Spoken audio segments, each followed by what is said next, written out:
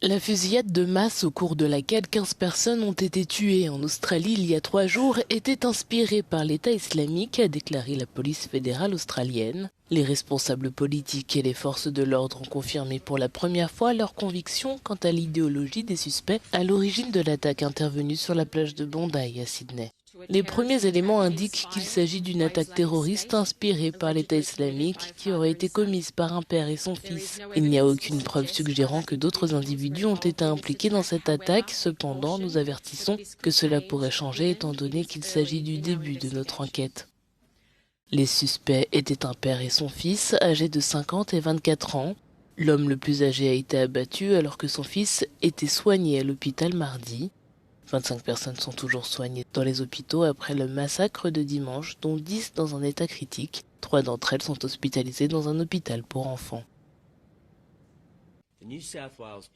La police de Nouvelle-Galles du Sud a agi avec bravoure et intégrité. Elle n'a pas reculé d'un pouce. Ils ont engagé le tireur sur la passerelle avec des armes de poing. Les délinquants avaient des fusils à longue portée et les policiers de Nouvelle-Galles du Sud ont tué l'un d'entre eux et abattu l'autre, sauvant ainsi la vie de très nombreuses personnes.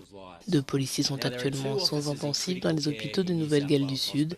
Ils n'ont pas été abattus dans le dos alors qu'ils s'enfuyaient. Ils ont reçu une balle dans le front. Je suis désolé de m'exprimer ainsi, mais si l'on suggère que la police de Nouvelle-Galles du Sud n'a pas assumé ses responsabilités à l'égard de la population de l'État, cette suggestion doit être rejetée parce qu'elle n'est pas conforme aux faits.